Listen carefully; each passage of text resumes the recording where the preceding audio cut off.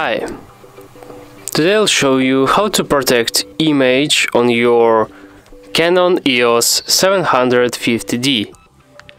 Let's turn on our camera, then let's select manual mode and go to menu, then go to this page and select protect images.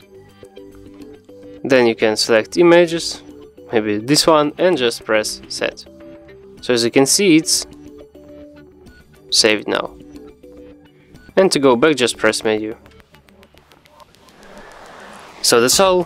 Thanks for watching, press like, subscribe to our channel, and see you next time.